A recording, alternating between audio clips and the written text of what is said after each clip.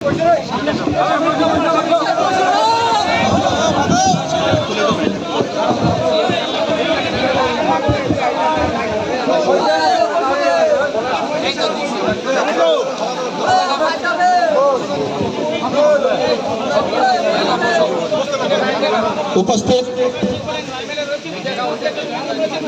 फालाकाटा ग्रामीण ब्लॉक तृणमूल कांग्रेसेर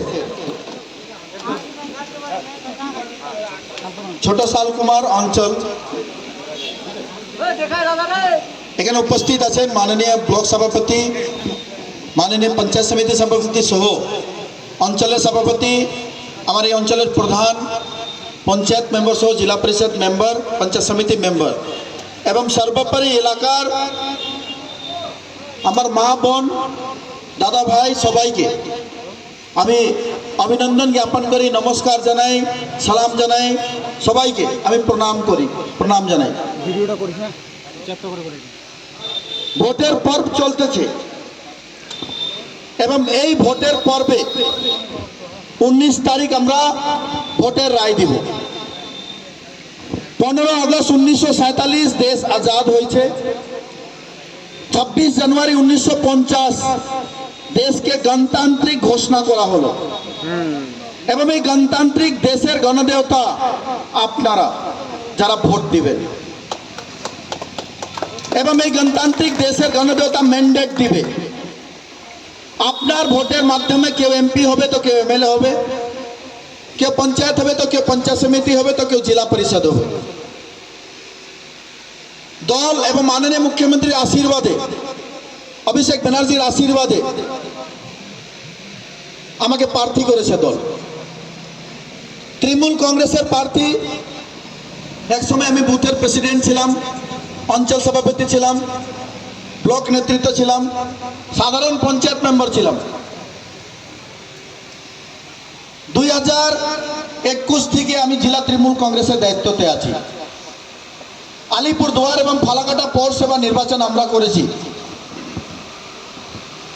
এবং গ্রাম পঞ্চায়েত নির্বাচন আমাদের নেতৃত্বে হয়েছে একটা গ্রাম পঞ্চায়েত নির্বাচনে কোনোভাবে অশান্তি হয় না সুন্দর করে সুশৃঙ্খল হিসাবে আমরা গ্রাম পঞ্চায়েত নির্বাচন করলাম দলের ইনস্ট্রাকশন ছিল যে কোনো মতন বাধা বিপন্ন কোনো পলিটিক্যাল পার্টিকে করা যাবে না নিজের মতন নমিনেশন দিবেন কেন জানেন মানুষ শান্তি চায় মানুষ শৃঙ্খলা চায় মানুষ ডেভেলপমেন্ট চায় কাজ চায়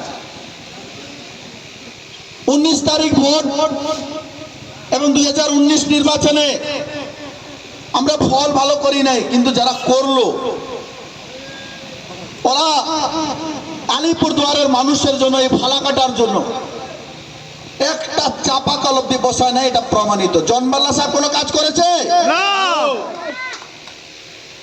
2014 নির্বাচনে আমরা জিতেছিলাম নতুন জেলা পেয়েছি আলিপুরদুয়ার জেলা পরিষদ বিল্ডিং পেয়েছি দুবসকানের মতন অফিস পেয়েছি ডিস্ট্রিক্ট হসপিটাল পেয়েছি ডিস্ট্রিক্ট জাজ কোর্ট পেয়েছি इंजिनियरिंग कॉलेज पेलाम सीएमएच ऑफिस पेलाम एसपी साहेबर ऑफिस पेलाम एवं प्रत्येकटा ग्राम पंचायत के केंद्रित करे मेहनती केटे खावा गरीब मानुषेर जन्य परिसेवा आमरा पेয়েছি माननीय मुख्यमंत्री दिएছেন 19 तारिखेर मैंडेट आपनादेर हाथे आछे এই मैंडेट आपनारा दिबेन ভোটের গণনা হবে 4 জুন 2024 আমি আপনাদেরকে বলে যাই 4 জুন 2024 বিজেপি কে 440 ভোল্ট লাগবে এবং বিজেপি এই সিট হারতেছে আমি বলে যাই হবে আমি সময় দিতে পারতেছি না এত ওয়েব আছে কালকে বানারহাট এবং নাগরাকাটা যত টি বেল্ট আছে আমি সময় দিতে পারতেছি না মানুষ হাজারে হাজারে মানুষ বাইরে হচ্ছে মানুষের বক্তব্য 5 বছর সাংসদকে দেখতে পারলাম না বিধায়কদেরকে দেখতে পারি নাই এবার চেঞ্জ হবে পালা বদল হবে এইবার ডেভেলপমেন্টের নামে ভোট হবে অনেক হয়ে গেছে জাতির লড়াই ভাই ভাইয়ের লড়াই অনেক করে নিল বিজেপি ভোটের গেমিক করার পরে মানুষের পাশে এরা আসে না একজন সাংসদ বছরে 5 কোটি টাকা পায় 5 বছরে 25 কোটি টাকা। এই টাকার হিসাব আমরা খুঁজলাম, কেন? আমরা এখানের নাগরিক।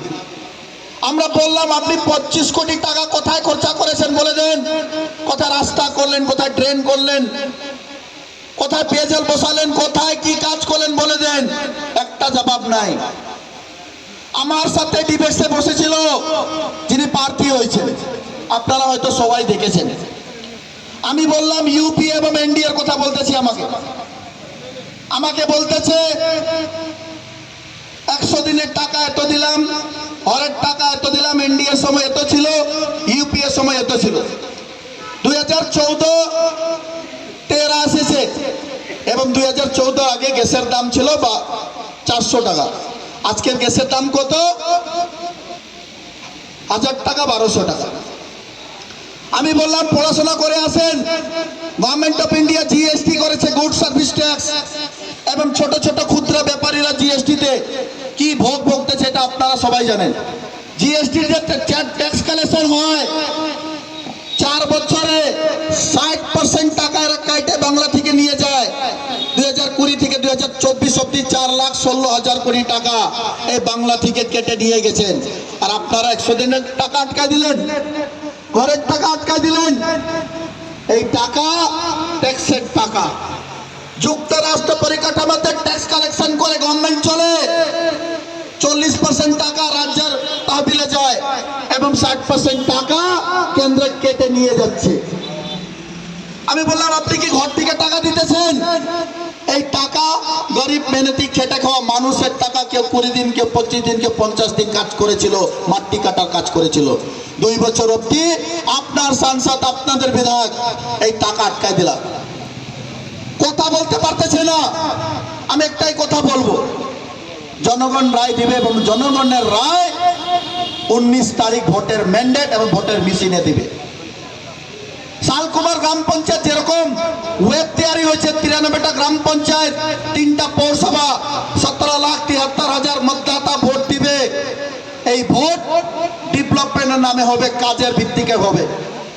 দিদি আমাকে সাংসদ করেছে, রাজ্যসভা সাংসদ। আমি স্বপ্নও ভাবি না আমি রাজ্যসভা সাংসদ হবো। একজন গ্রামের ছেলে, আমি আপনার মতনই গ্রামের ছেলে। 19 আগস্ট 2023 আমি শপথ নিলাম দিল্লি পার্লামেন্টে, এবং শপথ নিয়ে 6 মাসের ভিতরে 8 বার নিজের বক্তব্য দিয়েছি। কেন জানেন? ভারতবর্ষের পপুলেশন 140 কোটি আছে এবং মেম্বার অফ পার্লামেন্ট লোকসভা 543 জন থাকে এবং রাজ্যসভাতে 250 জন থাকে। এমপিরা যদি ওখানে বক্তব্য দেয়, যেখানে সংবিধান হয়, আমাদের বক্তব্যের উপরে কিন্তু সংবিধান হয় এবং ইমপ্লিমেন্ট হয়। তার জন্য দিল্লিতে গিয়ে বক্তব্য দিতে লাগে, মানুষের কথা বলতে লাগে। দিদি আমাকে বলেছেন তুমি আলিপুরদুয়ার, কুচবিহার, জলপাইগুড়ি নিয়ে কথা বলবা, অনেক সাধারণ মানুষের পরিষেবাকে নিয়ে কথা বলবা। আমার কোনো বাধা বিপন্ন নাই, আমি বক্তব্য রাখি এবং আপনারাও দেখেছেন আমি বক্তব্য রেখেছি। সাধারণ মানুষের জন্য বক্তব্য রেখেছি। এই ভোট 59 লাখ জব কার্ডের হোল্ডারদের অ্যাকাউন্টে যে টাকা, যার জন্য লড়াই করেছিলাম আমরা দিল্লিতে, ভারতের গ্রামীণ উদ্যোগ মন্ত্রীর অফিসে অ্যাপয়েন্টমেন্ট দেওয়ার সহ উনি আমাদের সাথে দেখা করলেন না। 3 ঘন্টা বসলাম অফিসে, দেখা করলেন না আমাদেরকে। আমরা বললাম যত পর্যন্ত দেখা করবেন না আমরা অফিস থেকে যাব না। আমাদেরকে অ্যারেস্ট করেছে দিল্লি পুলিশ, এবং অ্যারেস্ট করে গ্রামীণ উদ্যোগ মন্ত্রীর অফিস থেকে 20 কিলোমিটার ডিস্টেন্সে একটা থানার মধ্যে নিয়ে গেছে। অভিষেকটা আমার সাথেই ছিল। রাত্রে 1:30টার সময় আমরা বেল পেয়েছি। কার জন্য লড়াই ছিল? আপনাদের জন্য লড়াই ছিল, যারা জব কার্ডে কাজ করেছিলেন। কার জন্য লড়াই ছিল? 59 লাখ গরিব পরিবার কাজ করেছিল, ওদের টাকার জন্য লড়াই ছিল। দিদি বললেন এই টাকা যদি কেন্দ্র দিবে না, এই টাকা আমরা দিব। ভারতের মাননীয় প্রধানমন্ত্রীর কাছে অ্যাপয়েন্টমেন্ট ছিল, 8 জন সাংসদের মধ্যে আমিও ছিলাম। দিদি প্রধানমন্ত্রীকে বললেন কাজ করেছে আমার লোক, আপনি কেন টাকা দিবেন না? प्रधानमंत्री बोल लो यदि आपका प्रिंसिपल सेक्रेटरी और मेरा प्रिंसिपल सेक्रेटरी का एक मीटिंग होगा, ये पैसा हम लोग देंगे। টাকা পেলাম না। 5 মার্চ 2024 অব্দি প্রত্যেকটা মানুষের অ্যাকাউন্টে টাকা দিদি দিয়েছেন, রাজ্য থেকে দিয়েছে। এই টাকা আপনার অ্যাকাউন্টে দিদি দিয়েছে। আমি কথা দিয়ে গেলাম, এই বাজেটে যেরকম লক্ষ্মী ভান্ডারের টাকা বেড়েছে 500 থেকে 1000, এবং 1000 যারা পায় তারা 1200। বাংলার পপুলেশন যদি 11 কোটি থাকে, তাহলে 3 কোটি আমার মা দিদি বোনরা এই বেনিফিট পাচ্ছে। 3 কোটি 27,000 টাকা, 27,000 কোটি টাকা। এই টাকা লক্ষ্মী ভান্ডারের টাকা আপনার অ্যাকাউন্টে দিদি ট্রান্সফার করতেছে। এবং আমি কথা দিয়ে গেলাম, 11 লাখ গরিব পরিবার যারা ঘর পাওয়ার যোগ্য আছেন, ভোটের পরে কিন্তু আপনার অ্যাকাউন্টে 1,20,000 করে যাবে। মানুষকে পরিষেবা দেওয়ার মতন কাজ যদি কেউ করেছে, আমাদের দিদি, আমাদের নেত্রী করেছে। নর্থ বেঙ্গলে একমাত্র সাংসদ রাজ্যসভা থেকে গিয়েছি আমি। আবার আপনার বাড়ির ছেলে, আপনার ঘরের ছেলে যে প্রার্থী হয়েছে 8 বছরের মাননীয় বিধায়ক, এখান থেকে বেশি দূর না, মাদারিহাট, বীরপাড়া। আমরা বলি নাই, মন্ত্রী নিজে বলেছেন। একজন মন্ত্রী টিকিট কেটে গেছে আলিপুরদুয়ার থেকে, ভারত সরকারের মন্ত্রী টিকিট কেটে গিয়েছে। বিজেপির ভয়ের চোটে টিকিট কেটেছে। ওরা জানতো ওরা আলিপুরদুয়ার হারবে। আমি বলে দিলাম ওরা আলিপুরদুয়ার হারতেছে। আমাদের কাছে রিপোর্ট আছে। প্রত্যেকটা গ্রাম পঞ্চায়েতে ওয়েব উঠে আসছে। 4 দিন আছে হাতে সময়, আজকে 15 হয়ে গেল, 16, 17, 18, 4 দিন পরে, 3 দিন পরে 4 দিন আপনারা ভোট দিবেন। 4 দিন আমাকে সময় দেন, 5 বছর আপনার সেবক অনুসারে আপনাদের কাজ করব। আমি কথা দিয়ে গেলাম আপনাদেরকে, যে কাজ বলবেন সেই কাজ হবে। কোথায় কি কাজের দরকার এই রিকুইজিশন আপনারা দিবেন। তপসি খাতা এবং চাকুয়া খেতিতে ঝড় হলো, 93 বন্যা আমরা কেউ ভুলি নাই। বাংলার মানুষ, এই এলাকার মানুষ, কোন মুখ্যমন্ত্রী কিন্তু আসে নাই। চাকুয়া খেতি এবং তপসি খাতাতে ঝড় হলো, 247টা বাড়ি নষ্ট হয়েছে, 43টা বাড়ি নাই, গছ পড়ে গেল, বাড়ি নাই, থাকার বাড়ি নাই, কাঁদতেছে ওরা। রাত্রেবেলা আমরা, আমাদের যারা প্রতিনিধি ছিল, নির্বাচিত জনপ্রতিনিধি, পঞ্চায়েতের প্রধান, সভাপতি, আমরা ওদের পাশে ছিলাম। আমাকে 12টার সময় দিদি ফোন করলেন, আমার 5টার সময় মিটিং ছিল শিলিগুড়িতে। বললেন প্রকাশ তুমি ওখানে থাকো, আমি আসতেছি। এত শর্ট নোটিসে 2টার মধ্যে দিদি আসলেন, আমাকে নিয়ে গেলেন প্রত্যেকটা বাড়িতে, সবার সাথে কথা বললেন। এমসিসি লাগু আছে, আচারসংহিতা লাগু আছে। যারা জনপ্রতিনিধি থাকে ওরা কোনো কমেন্ট করতে পারে না, তবুও প্রশাসনকে বলা হলো, এবং প্রশাসনের মধ্যে কাজ করলো। অন্য দিন থেকে ওদের পরিষেবা, ওদের কাজের জন্য টাকা কিন্তু ট্রানজেকশন হয়ে গেছে। এই কাজ যদি কেউ করেছেন, আমাদের নেত্রী, আমাদের মাননীয় মুখ্যমন্ত্রী করেছেন। আমি বলে গেলাম, তৃণমূলের প্রার্থী ঘোষণা হয় না, এদের প্রার্থী ঘোষণা হয়েছে। মন্ত্রী বলতেছে 15টা নাকি টেম্পারের মালিক, 3টা পেট্রোল পাম্প, আর ডলবেট থেকে আনলিগাল কালেকশন। তৃণমূল কংগ্রেসের কোন নেতা বলে নাই, রুলিং মন্ত্রী, রুলিং সাংসদ বলেছেন। যত পর্যন্ত সাংসদের শপথ করানো হবে না, তত পর্যন্ত উনি কিন্তু সাংসদ, উনি বলেছেন এই কথা, আমরা বলিনি। প্রকাশিত হয়ে গেছে প্রেসে। আজকে ভোটের গ্যামিক করার জন্য অনেক বড় বড় গল্প এখন দেখতেছে। ওদের মিটিংয়ে লগ হচ্ছে না, ওদের মিটিংয়ে মানুষ যাচ্ছে না, এবং মানুষ তৃণমূল কংগ্রেসের পাশে আছে। 3.5 লাখে জিততে বলে প্রেস করেছিল, তারপরে 4 লাখ অব্দি পৌঁছায় গেছিল। জানেন এখন কি বলে? হাড্ডাহাড্ডি লড়াই আছে, 20,000-এ জিতবো, নাহলে হারে যাব। এখন আর জিতার কথা গল্প ভুলে যাচ্ছে এরা। এদের অনেক নেতা যারা প্রার্থীর সাথে সাথে ঘুরতেছে, আমাকে ফোন করতেছে, দাদা দেখে দিবেন, আপনি একটু দেখবেন, আমি কিন্তু ভিতর থেকে নাই, বাইরে বাইরে ঘুরতেছি। শান্তি রাখবেন এলাকাতে, শান্তি শৃঙ্খলা রাখবো আমরা। এদের ভিতরে ফুট আছে, এবং এরা মানুষের কাজ করে না। এটা সাংসদের লড়াই, কিন্তু আমি বলে দিলাম দিল্লি থেকে এসে কেউ এখানে কাজ করবে না। নির্বাচিত জনপ্রতিনিধি যে থাকবে ওকে এলাকার কাজ করতে লাগবে, দিল্লি থেকে কেউ এসে কাজ করবে না। এরা বলেছিল দিল্লির গল্প 2019 সালে। আলিপুরদুয়ার লোকসভা থেকে এদেরকে ভোটের রায় দিয়েছিল, এই রায় এদের পক্ষে ছিল, কিন্তু 5 বছরের ডিউরেশন পিরিয়ডে এরা মানুষের পাশে আসে না। কোভিডের সময় আমরা এদেরকে দেখতে পারি না, দেখি না। আমরা মন্ত্রী হওয়ার পরে কোনো সময় ত্রিপুরা, কোনো সময় নাগাল্যান্ড, কোনো সময় মেঘালয়, কোনো সময় কেরালা, খালি হেলিকপ্টারে ঘুরেছেন আমাদের সাংসদ, হেলিকপ্টারে ঘুরেছেন, মানুষের পাশে আসলেন না। আমি কথা দিয়ে গেলাম, আপনারা সাংসদ নির্বাচিত করবেন, আপনাদের হাতে ম্যান্ডেট। আমার উপর একটা উঙ্গলি উঠাতে পারতেছে না এরা, কেন জানেন? আমার বাড়ি গ্রামে, আমার বাড়ি ওই গরিব মায়ের ছেলে আমি। আপনার সেন্টিমেন্ট আমার সেন্টিমেন্ট, তার জন্য দুঃখ কষ্ট করে কিন্তু এখানে আছি। বুথ প্রেসিডেন্ট থেকে রাজ্যসভা সাংসদ হয়েছি, জেলা তৃণমূল কংগ্রেসের দায়িত্বতে আছি, উঙ্গলি উঠাতে পারতেছে না। কেন জানেন? এই অপরচুনিটি, এই মৌকা কিন্তু দিব না।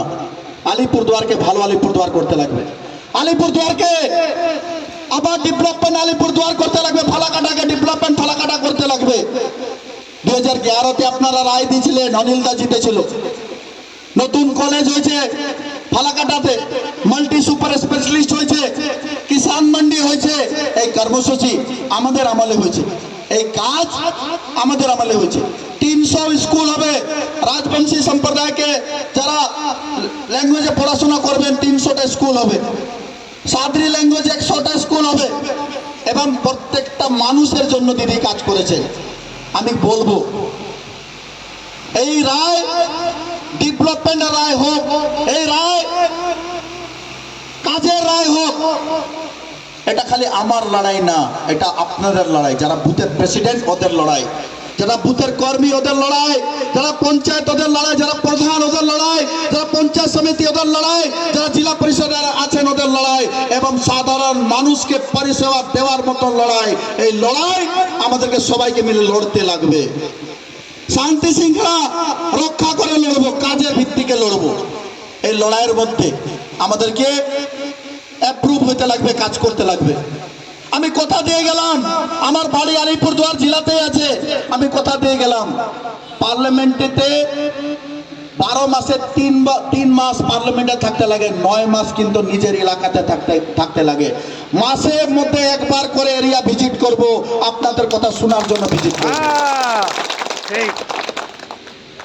কোথায় কি কাজ লাগবে রিকোয়েজিশন দিবেন। আমি দিদিকে বলেছি কি দিদি, আমার কাছে অনেক মহত্বাকাঙ্ক্ষী আছে মানুষের, কেউ রাস্তা নিয়ে আসে, কেউ ড্রেন, কেউ বাঁধের কাজ লাগবে, কোনো গরিব মানুষকে পরিষেবা দিতে লাগবে। দিদি আমাকে বলেছেন এমসিসি আছে, আচার সংহিতা উল্লঙ্ঘন আমরা করব না। তুমি নোট করবা প্রত্যেকটা গ্রাম পঞ্চায়েতের রিকুইজিশন কি আছে। ভোটের পরে শপথ নিয়ে কিন্তু মানুষের কাজ করে দিতে লাগবে। আমি কথা দিয়ে গেলাম, যে যে কাজ বলবেন এই কাজ কিন্তু আপনাদের এলাকাতে হবে। এই ভোট 59 লাখ পরিবারকে যে টাকা দিয়েছেন দিদি, তার নামে ভোট হবে। এই ভোট 3 কোটি আমার মা দিদি বোনদের অ্যাকাউন্টে লক্ষ্মী ভান্ডারের যে টাকা দিতেছেন দিদি, তার নামে ভোট হবে। এই ভোট 11 লাখ পরিবারকে 1,20,000 করে ফরেস্ট টাকা দিবে, তার নামে ভোট হবে। এই ভোট সুষ্ঠু আলিপুরদুয়ার করার জন্য হবে। এই ভোট প্রত্যেকটা সমাজের জন্য দিদি কাজ করেছেন, তার নামে ভোট হবে। ভোটের গেমিকের জন্য এনআরসি করবে, সিএএ করবে। 5 বছর আগে করে দিতেন, আপনারা ভোট দিবেন, আপনাদের ভোটের মাধ্যমে কে প্রধানমন্ত্রী হবে, এবং আপনাদেরকে আইডেন্টিফাই করতে লাগবে আপনারা ভারতের নাগরিক কিনা। চিন্তা করেন, আলিপুরদুয়ার সুষ্ঠুভাবে ভোট হয়, এবং এইবারও হবে। আমি বলে যাই, ভালোভাবে ভোট করেন, সময় হাতে বেশি নেই, 3 দিন। 4th দিনে ভোট আছে, সকাল সকাল ভোট দিবেন। মেশিনের মধ্যে 11 জন ক্যান্ডিডেট আছে। 1 নম্বরে আমার নাম, এবং 1 নম্বরে আমার প্রতীক চিহ্ন আছে, ঘাসের উপরে জোড়া ফুল। ফালাকাটা গ্রামীণ ব্লক থেকে সুভাষ দা কিন্তু লিড নিয়েছিল 2021-এ। আমরা আলিপুরদুয়ার 1 নম্বর গ্রাম পঞ্চায়েতের পূর্ব কাঁঠালবাড়ি থেকে যে বিহান গেলাম তার জন্য কিছু ভোটে সুভাষদা কিন্তু মাইনাস হয়ে গেছে। আমরা ম্যান্ডেট অ্যাকসেপ্ট করেছি, কিন্তু এই ভোট এদের ব্যর্থতার বিরুদ্ধে ভোট হবে। এখন বলে দেশের ভোট নাকি? দেশের ভোট তো দিল্লি থেকে এসে কেউ কাজ করবে না, এলাকার মানুষের জন্য এই পরিষেবা দেওয়ার জন্য আমাদেরকে কাজ করতে লাগবে। আমরা জিতবো তো, জিতবো তো, জিতবো তো, জিতবো তো। রেডি থাকেন, সময় চলে আসছে, এই সময় আমাদেরকে ভালোভাবে কাজ করতে লাগবে। একটা বুথ ছাড়বেন না, 1 ইঞ্চি জমিও বিজেপিকে দেওয়া যাবে না, কিন্তু মারপিট করবেন না, শান্তি শৃঙ্খলা রাখবেন। প্রত্যেকটা বাড়িতে যাবেন, পরিষেবা নিয়ে যাবেন। যে কাজ দিদি করেছে এই কাজকে নিয়ে মানুষের বাড়ি বাড়ি যাবেন, প্রত্যেকটা বাড়িতে যাবেন, বিনম্র বিনতি করে বলবেন কি মানুষের জন্য এই পরিষেবা দিদি দিয়েছেন। আমরা প্রার্থী হিসাবে আমাদের প্রত্যেক জোড়া ফুলকে ভোট দিব, এই কথা বলে আমার বক্তব্য অন করি। সবাইকে অভিনন্দন জ্ঞাপন করি, নমস্কার জানাই, সালাম জানাই। সবাই ভালো থাকবেন, সুস্থ থাকবেন। জয় হিন্দ, বন্দে মাতরম। তৃণমূল কংগ্রেস জিন্দাবাদ, রাজ্যের মাননীয় মুখ্যমন্ত্রী মমতা দিদি জিন্দাবাদ, অভিষেক ব্যানার্জি জিন্দাবাদ। সবাইকে নমস্কার, সবাইকে প্রণাম।